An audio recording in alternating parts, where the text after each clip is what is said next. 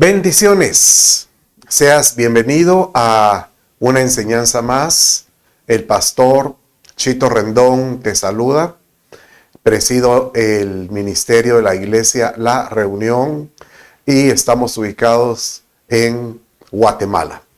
Si tú estás en este país y estás radicado en la capital, acércate a nuestros servicios presenciales. Hoy vamos a tratar de culminar y continuar esta enseñanza que comencé la semana pasada acerca de rompiendo ciclos de esterilidad. ¿Será que al Padre le agrada encontrar un pueblo que no pueda dar fruto? Créalo que no. Y hoy vamos a seguir viendo cómo romper esos ciclos en la historia, en la vida de tres personajes que van a impactar tu vida. Ahí donde está, acompáñeme. Padre, te doy gracias por tu amor, tu misericordia, porque eres un buen Padre. Señor amado, háblanos. Habla al corazón. Atiende al necesitado. Si hay alguno de los que están aquí escuchando y está pasando alguna prueba, Padre, atiéndelo, te lo pido. Seas tú, Padre mío, quien escuche el clamor del que te habla, Padre, te lo clamo. En el nombre de Jesús, tu Hijo, te doy gracias. Amén, amén y amén. Bien, la semana pasada empezamos viendo cómo darle fin a ese ciclo de lo estéril. Y hablamos acerca de la vida de 7 personajes que son las 7 estériles que están registradas en la Biblia. E inclusive mencionamos cómo es que la última, Elizabeth, su nombre significa juramento de Dios, o algunas otras versiones dicen que la séptima de Dios. Curiosamente, ¿la séptima qué? La séptima estéril. O sea que hay un mensaje muy profundo en cómo es que cuando sucede lo estéril puede ser roto, puede ser cortado. Podemos darle fin a esa situación de la persona.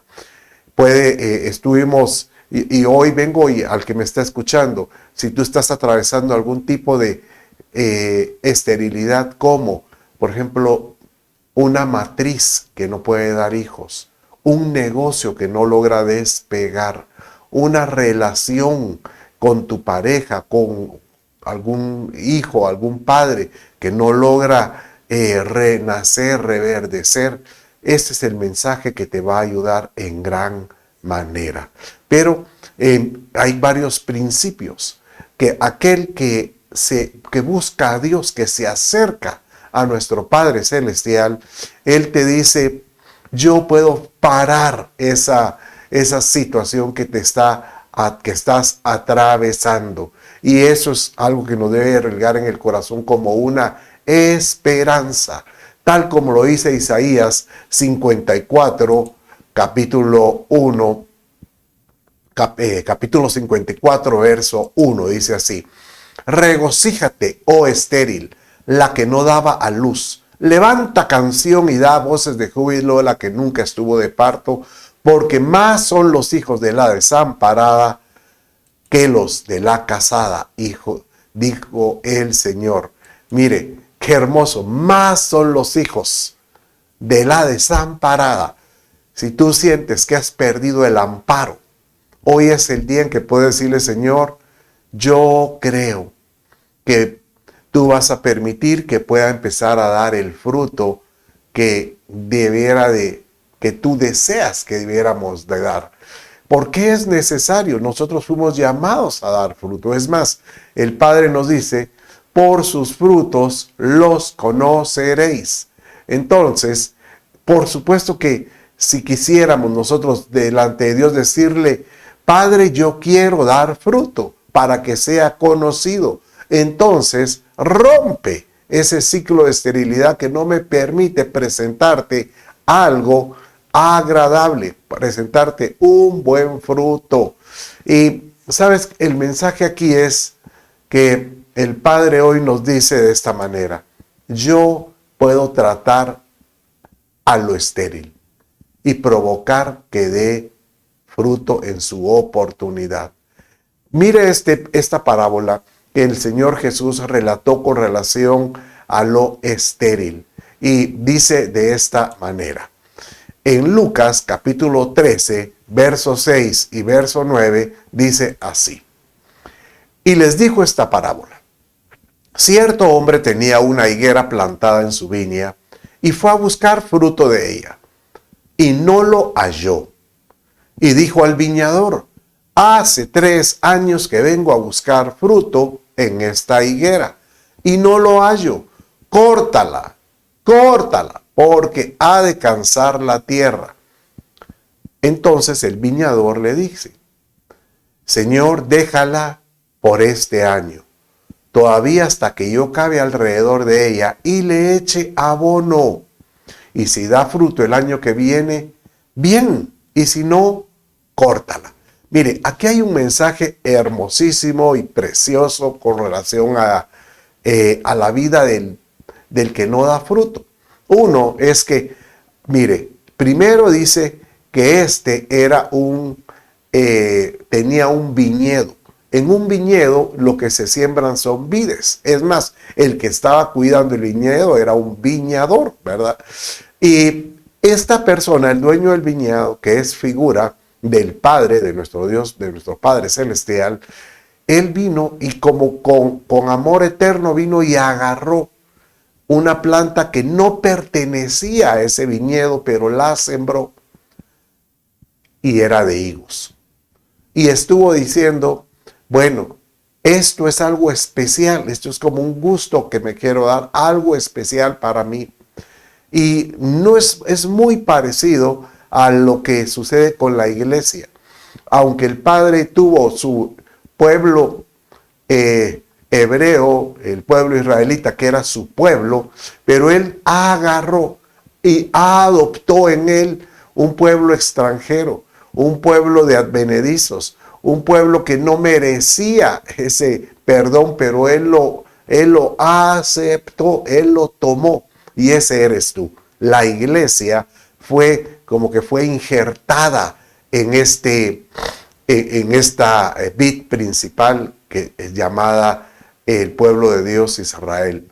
Aunque ellos están en un paréntesis, porque ahorita el pueblo de Dios somos nosotros. Y el Señor, el viñador, que es Jesús, dice, déjala. Yo puedo provocar que dé fruto. Entonces, oye esto. El anhelo del Padre es que nosotros podamos salir de lo estéril, podemos dar el fruto y presentárselo a Él y decirle, aquí está. Pero se necesita que tú despiertes y le digas, Señor, yo estoy aquí dispuesto a dar el fruto que tú necesitas. Señor, yo quiero ahorita, me sacudo cualquier tipo de pereza o cualquier situación y yo me estoy dispuesto a presentarte lo que tú quisieras. Bueno, entonces, cuando hablamos de las 7 mujeres, hablamos de características muy importantes de las 7, pero hoy yo quiero complementar esas características porque si algo yo quiero es que todo el que me escuche es que pueda salir de todo ciclo de esterilidad. Y que tú puedas decir, yo rompo todo ciclo de esterilidad de mi vida, porque quiero ser conocido por el fruto. Entonces, de los 7 mujeres que hablamos, que estaba Sara, Rebeca, Raquel, después venimos Manoa, la esposa de la madre de Sansón, que Manoa era el padre, ¿verdad? Después vimos la Sunamita, ¿verdad? Y después también vimos Elizabeth, ¿verdad? Y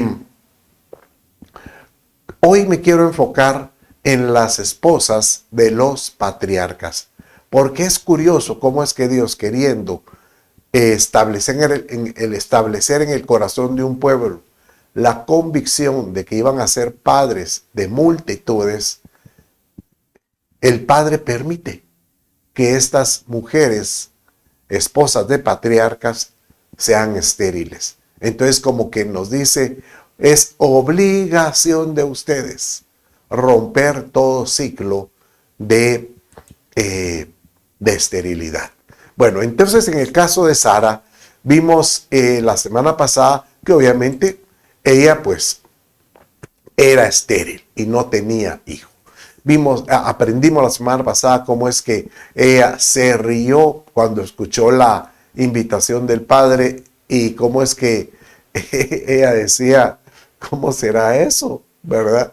De que voy a volver a tener hijos a los 90 años, ¿verdad? Pero Dios vino y le dio a ella una palabra directa. Mire, nosotros hemos oído la palabra de bendición que fue directa para Abraham, pero Sara recibió una palabra de bendición directa de parte del Padre, que dice de esta manera, en Génesis 17, 15 al 16, dice así. Entonces Dios dijo a Sarai, Dios dijo a Abraham, a Sarai tu mujer no la llamarás Sarai, sino que Sara será su nombre. Y oye lo que dice, y la bendeciré, y de cierto te daré un hijo por medio de ella. Ella será un vaso, el vaso que yo voy a utilizar para que tú puedas dar fruto será ella. La bendeciré y será madre, mire esto, y será madre de naciones. Reyes de pueblos vendrán de ellos. Entonces, aquí hay otro conjunto de similitudes que nosotros debemos de entender. Cuando Dios se refiere a Sara, a Raquel, a Rebeca o a Raquel, Él agarra como que figuras y se los dice a la iglesia, a nosotros. Porque nosotros, la iglesia, tiene una similitud con todas estas. Todas estas eran casadas con un patriarca, con el Señor, y la iglesia se va a casar nada menos que con Jesús.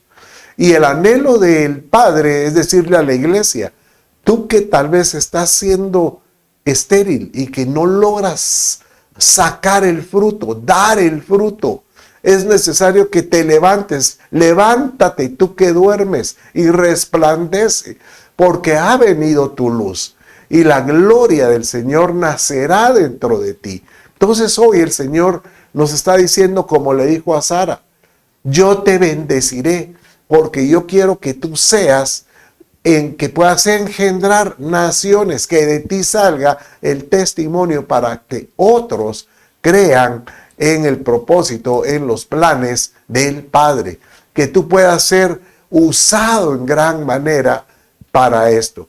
Pero yo quisiera hoy llevarte a otras cualidades de Sara, porque cuando nace su hijo, entonces ella ya tenía 90 años, imagínense. Es más, cuando ella tenía 89 o Abraham tenía 99, un año antes que naciera, y que Dios se presenta ante Abraham y le dice, en un año vas a concebir, dice que Abraham fue el que se rió, y él se rió y dijo, ¿cómo será que yo de 100 años y mi esposa de 90 podamos presentarle un hijo al Padre? Él no lo podía creer y eso fue lo que vimos la semana pasada, que Abraham, por eso se llama el padre de la fe, porque él creyó en esperanza sobre esperanza. O sea, la esperanza que tuvo no se apoyó en algo que él miraba, sino en una esperanza que era imposible, porque su cuerpo literalmente era muerto, dice, porque estaba estéril totalmente. Pero, ¿cómo es que cuando cae la bendición de Dios para crear el vigor de la vida, porque Abraham tuvo que recibir el vigor para ser masculino, el vigor para poder satisfacer a Sara y poder engendrar en ella? Entonces eso es como que Dios viniera y hiciera esto, a ver, soplo sobre ti.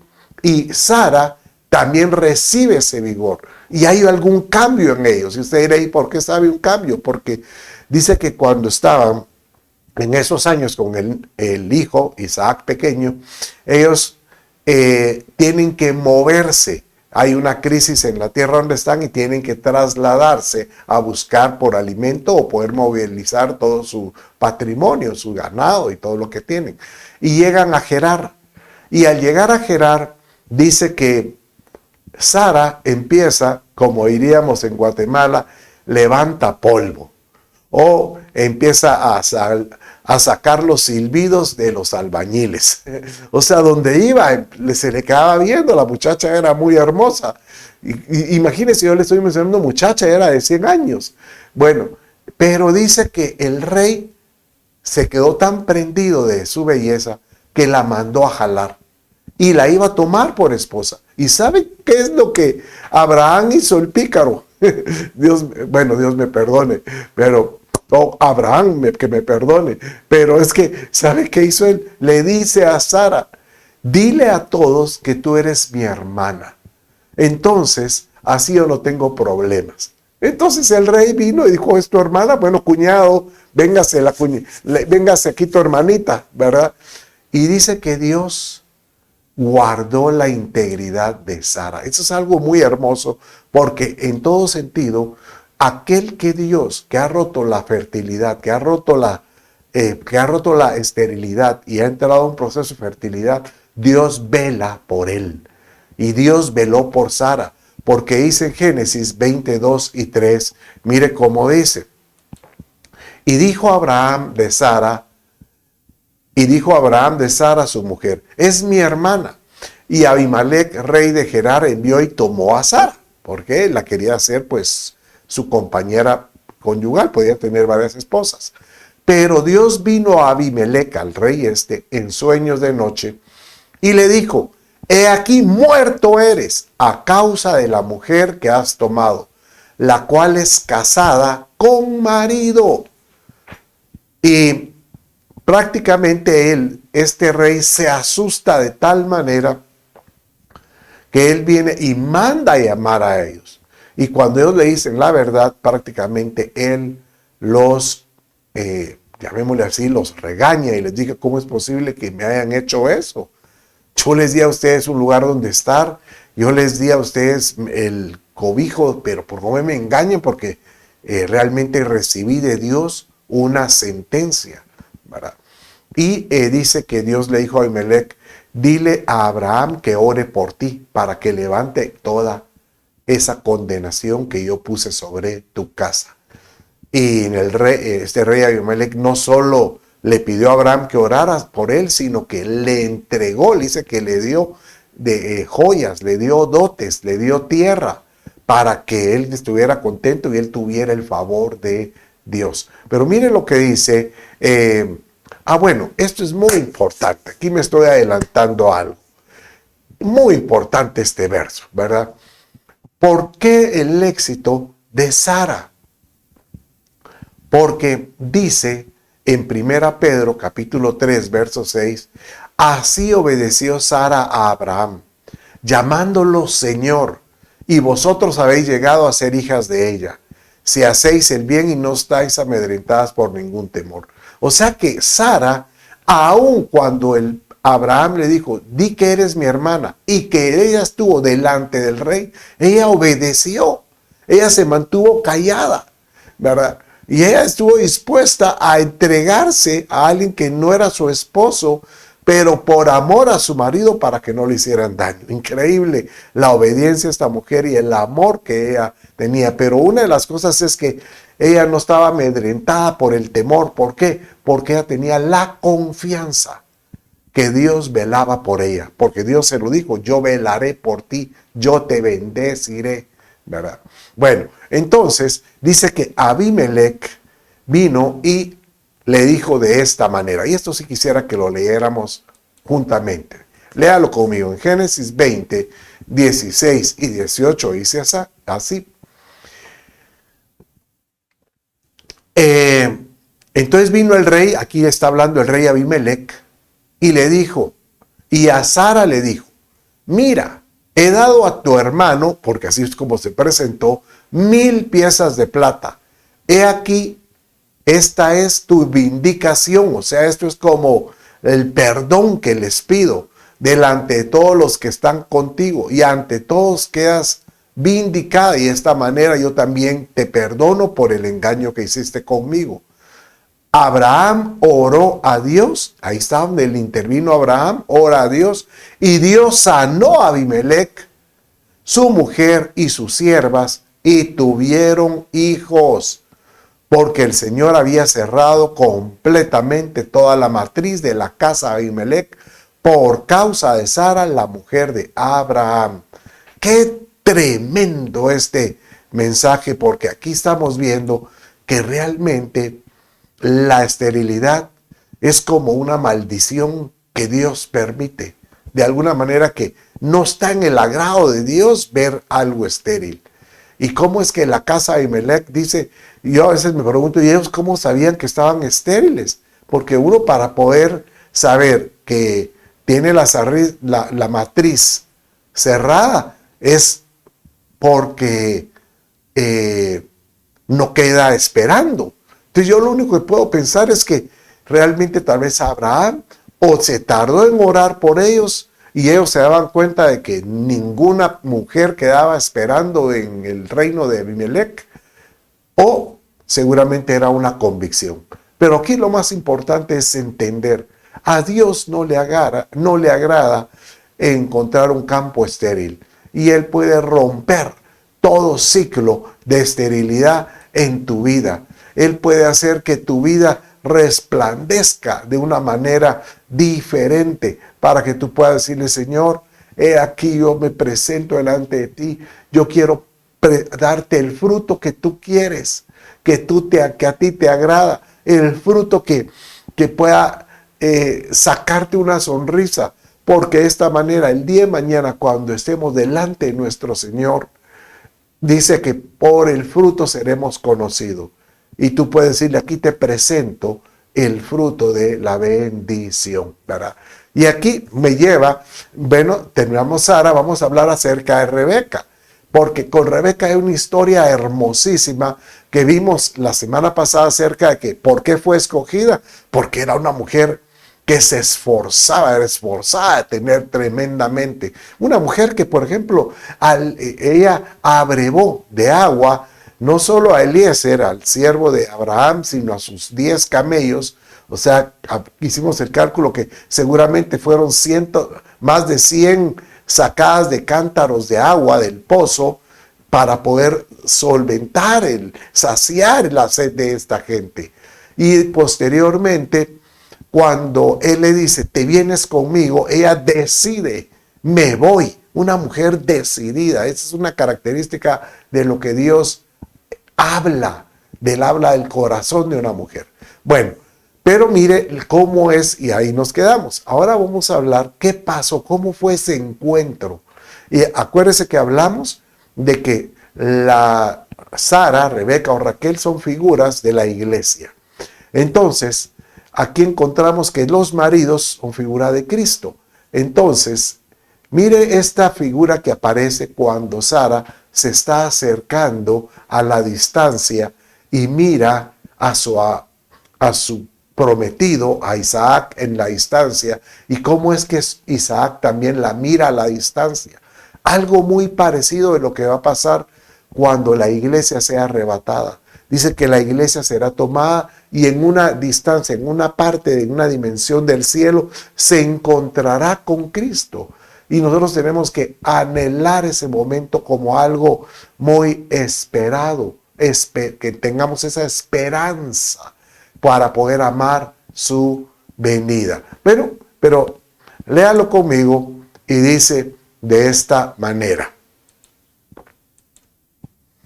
En Génesis 24, 64 y 67 dice así: Rebeca alzó los ojos y cuando vio a Isaac, bajó del camello y dijo al siervo, a Eliezer: ¿quién es ese hombre que camina por el campo a nuestro encuentro? Así va a ser el encuentro con Cristo. Y el siervo le dijo: es mi señor Isaac. Y ella tomó el velo y se cubrió. Y el siervo contó a Isaac todo lo que había sucedido. o lo que había hecho, cómo es que el pozo, los camellos, el tío y cómo es que ella determinó venirse. Entonces Isaac la trajo a la tienda de su madre Sara, que ya había fallecido, y tomó a Rebeca y ella fue su mujer y la amó. Así se consoló Isaac después de la muerte de su madre. Uno diría, uy, ¿dónde estuvo la boda? Bueno, mire, como lo platicaba yo con alguien en estos días, yo le decía, yo creo que lo más importante cuando uno tiene una relación con una pareja es recibir la bendición de Dios, de una autoridad espiritual. Y pues Isaac era una autoridad espiritual, tenía un padre, él estaba bajo cobertura y tenía un padre que lo más seguro es que él bendijo a esta relación. ¿Por qué? Porque él mandó a traer a la mujer. O sea que traía una bendición, traía un propósito de Dios. Por eso es tan importante estar ordenados con su pareja. Si ustedes no se han casado, pues oiga, el mensaje sería, el consejo es, ordene su vida recibiendo la bendición de Dios. No piense en los tamales, en el vestido, en la fiesta. No, lo más importante es la bendición. ¿Para qué? Para romper todo ciclo de esterilidad.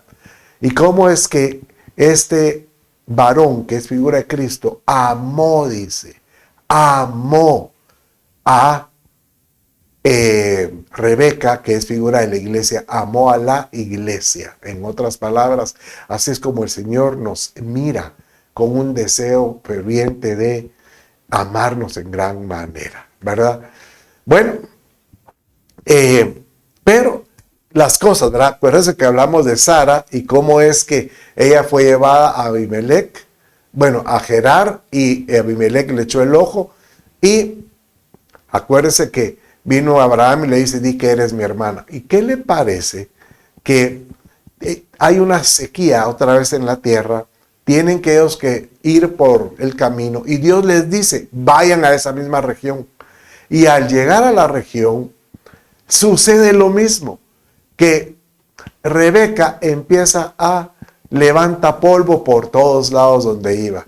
Los silbidos, los chiflidos de la gente, y realmente la gente decía, wow. Y entonces, ¿sabe qué hace Isaac? Di que eres mi hermana, di que eres mi hermana.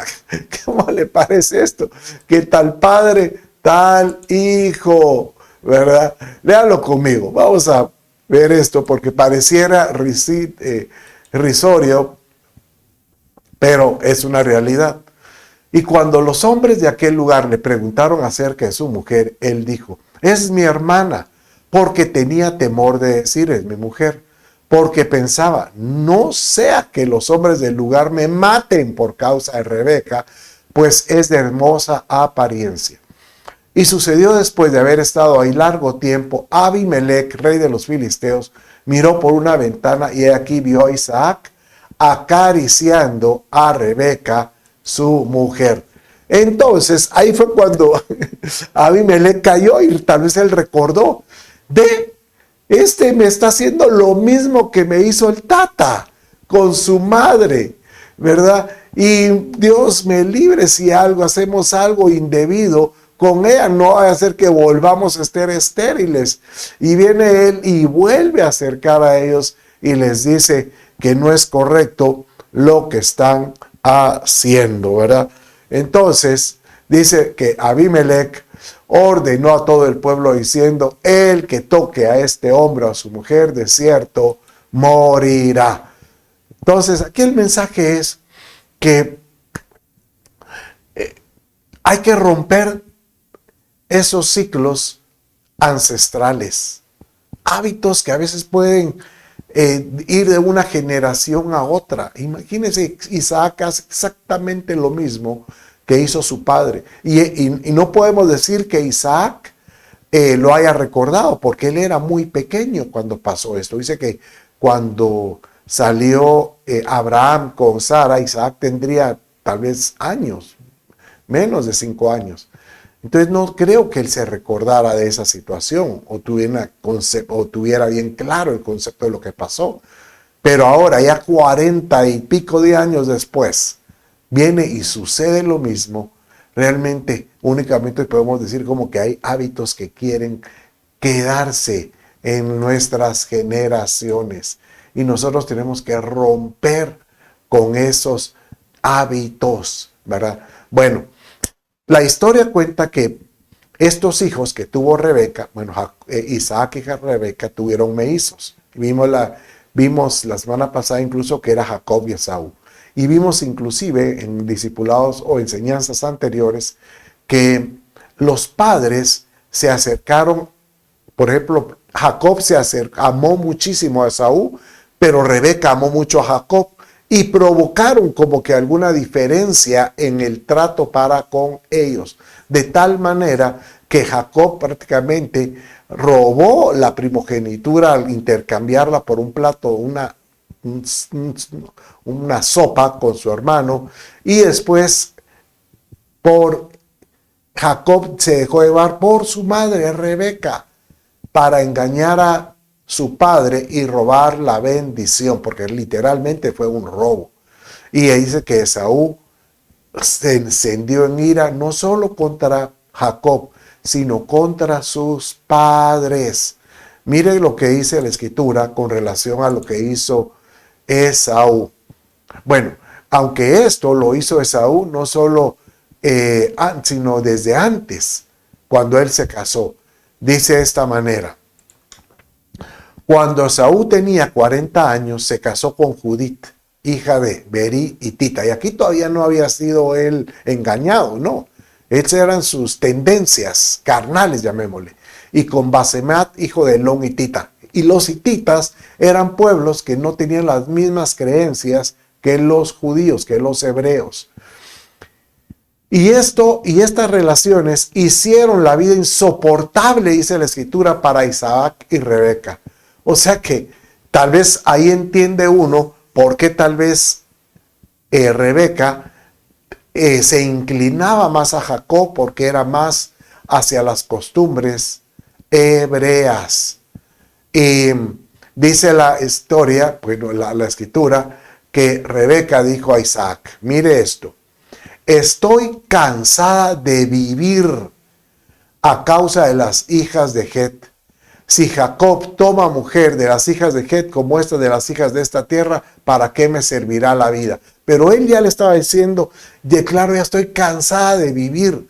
Prácticamente le está diciendo, ya no quiero seguir viviendo con este tormento.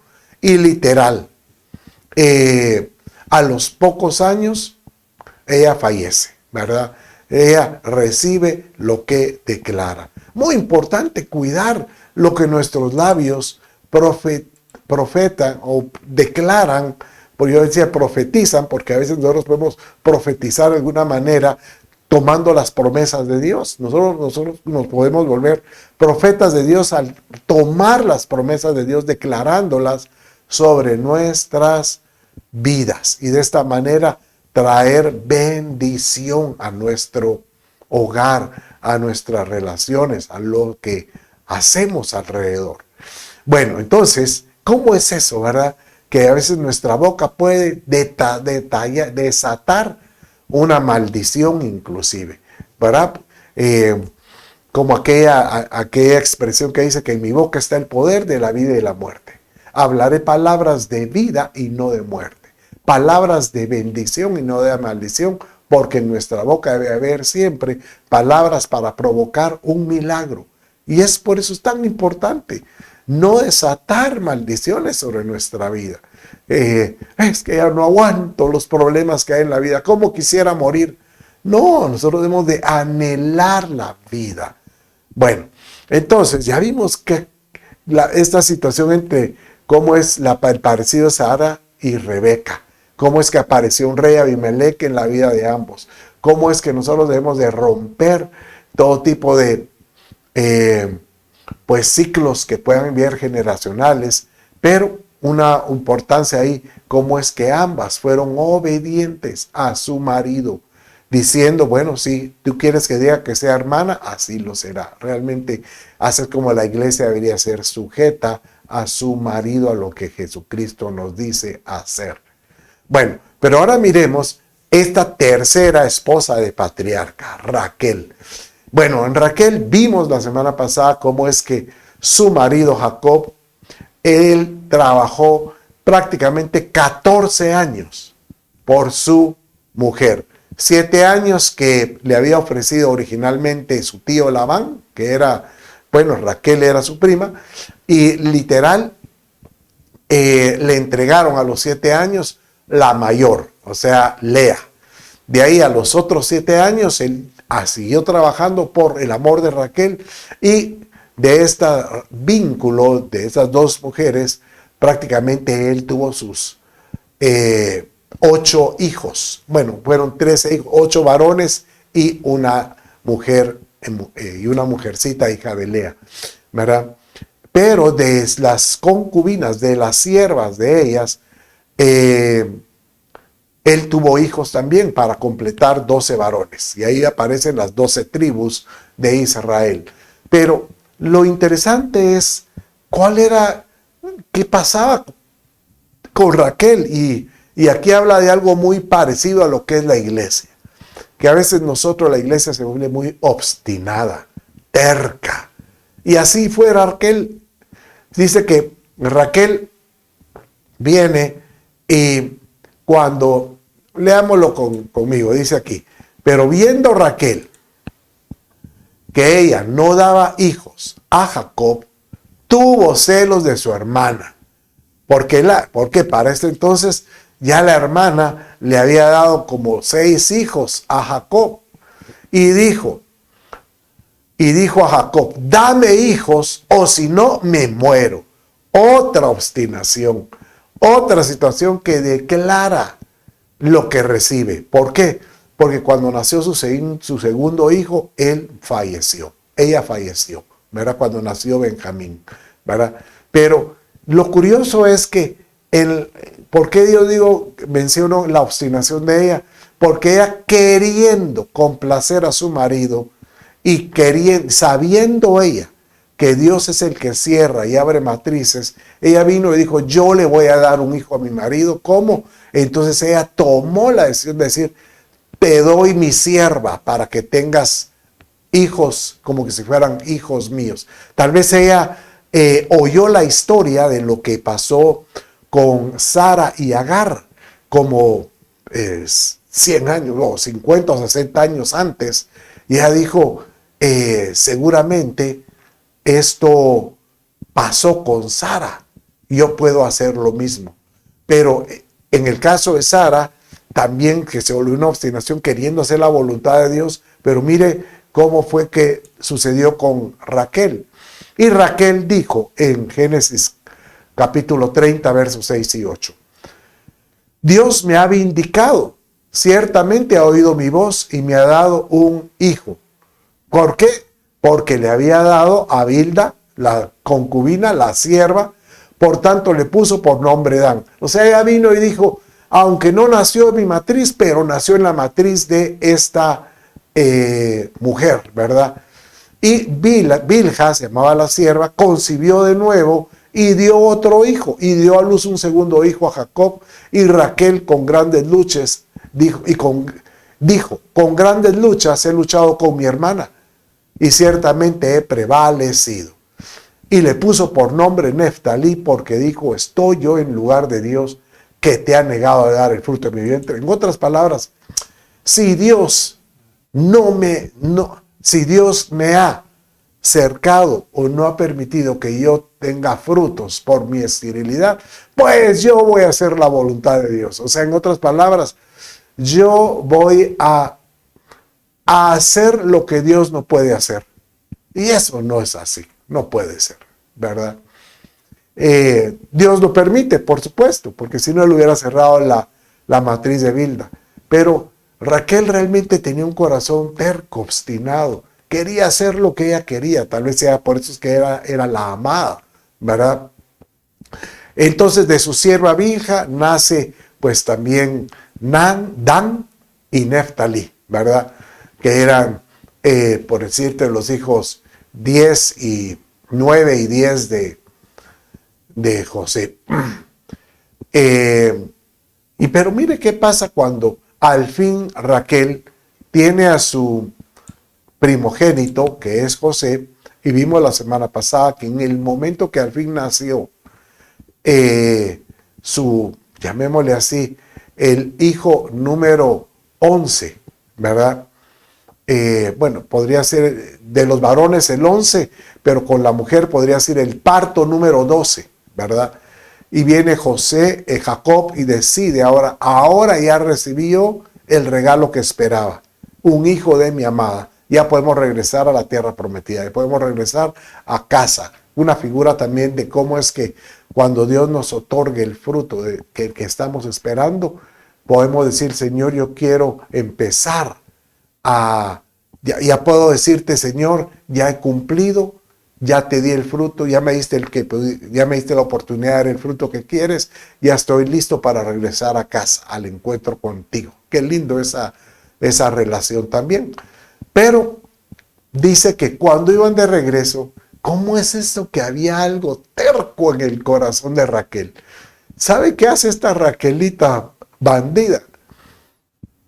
Viene y se roba los ídolos del santuario que su padre tenía en ese lugar. Y ella viene y se los esconde.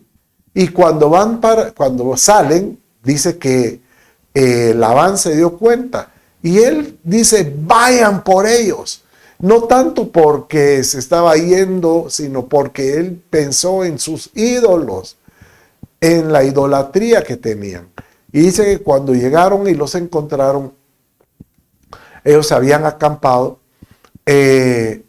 revisan tienda por tienda. Y cuando llegan a la tienda de Raquel, sucede lo que vamos a leer en este momento. Realmente Raquelita era tremendita, la Raquelita. Dice así. Y Raquel había tomado los ídolos domésticos, los había puesto en los aparejos del camello y se había sentado sobre ellos. En otras palabras, ella estaba sentado, ¿y sabe cuál es el mensaje que yo miro aquí? Que esa obstinación de Raquel hacía la razón por la que ella era estéril. Y es que había una idolatría en ella muy fuerte. Imagínense que al estar sentado sobre ellos, decir como que yo pongo mis partes reproductivas sobre estos ídolos. Y Labán buscó por toda la tienda, pero no los encontró. Y ella dijo a su padre, no se enoje mi señor porque no puedo levantarme delante de ti, pues estoy con lo que es común entre las mujeres, según le dijo el período. Y él buscó, pero no encontró los ídolos domésticos. Bueno, pero la tradición decía que si una mujer estaba en su periodo, se convertía en una mujer inmunda. No es que era aborrecible, no, inmunda era que no era correcto tocarla, porque uno podía infectarse. Tiene que ver con aspectos sanitarios también, de higiene, pero esa era la tradición. Entonces, cuando Labán oye ese engaño que le dijo su hija, de que no entre porque ella estaba en su periodo, él ya no entró, ¿verdad? Entonces, pero aquí sucede algo, que realmente nuevamente vemos cómo es que Raquel traía el engaño como su padre Labán engañó a Jacob. ¿Cómo es que él engañó a Jacob, por ejemplo, con la primera hija? ¿Cómo es que engañó a Jacob? ¿Cómo? Haciéndolo trabajar tantos años sin salario. ¿Y cómo es que posteriormente lo trata de meter a la fuerza dentro de sus haciendas como el trabajador, ¿verdad? Sin ganar un centavo. Realmente se nota que ella ella emana lo que recibió de sus padres. Pero también igual, Jacob hizo lo mismo con su hermano. O sea que era una familita tremendita. Pero aquí el mensaje es, ¿acaso la iglesia no hace a veces lo mismo? A veces la iglesia viene y levanta hoy las manos al Señor y le dice, Padre mío, aquí te alabo y te adoro. Y durante la semana está haciendo cosas que no son agradables, cosas que no son correctas, que no son dignas, ¿verdad? Ya para finalizar este mensaje de ellas, hay un mensaje de lo que Dios dejó para futuras generaciones con relación a Raquel. Y dice la Escritura en Mateo 2, 17 y 18, que esto lo declaró Jeremías con relación a esto. Se declaró en este entonces en Mateo, porque fue cuando fue la mortandad de todos los hijos de parte de Herodes buscando al Señor Jesucristo. Él vino y mandó a matar a todos los niños menores de 3 años. Y fue una mortandad terrible. Entonces dice, entonces se cumplió lo que fue dicho por el profeta Jeremías, cuando dijo, voz fue oída en Ramá, grande lamentación, lloro y gemido. Raquel que llora por sus hijos y no quiso ser consolada porque perecieron. Realmente Raquel tuvo una vida de lamento, de lloro continuamente, porque no quedaba, y eso creó que ella se volviera muy obstinada, engañosa de todo. Pero ¿cómo es que este clamor llegó hasta futuras generaciones? Porque cuando habla aquí en este verso, voz que fue oído en Ramá, esto lo declaró Jeremías. ¿Por qué? Porque Jeremías estaba recordando que en Ramá fue el lugar donde Nabucodonosor, el rey de Babilonia, o los de Babilonia, los ejércitos de Babilonia, cuando tomaron cautivo a todos los israelíes, a todos los de Judá, y los llevaron a Ramá, y ahí hubo una gran mortandad. Dice que violaciones, saqueos, realmente fue algo terrible lo que hubo. Y a los que quedaron vivos se los llevaron cautivos para Babilonia, ¿verdad? Y después sucede esto mismo cuando Herodes manda a matar a los hijos. Y aquí hay un mensaje también muy especial, porque en la gran tribulación seguramente este verso se va a volver a cantar o a relatar. Va a haber mucho lloro de los hijos para que ellos puedan acercarse al Señor, ¿verdad? Pero ¿qué el mensaje es? Nosotros que somos la iglesia, tenemos la oportunidad de encontrarnos con el Cristo verdadero y poder decirle, Señor, permite que pueda presentarte el fruto que me estás demandando. Un fruto lindo, hermoso, y que te saque una sonrisa. ¿Sabes? El Señor viene y cuando al pueblo israelita les dice, yo me comprometo con ustedes con algo. Si ustedes me sirven, yo rompo el ciclo de esterilidad. Mire cómo dice Mateo, Éxodo 23, 25 y 26.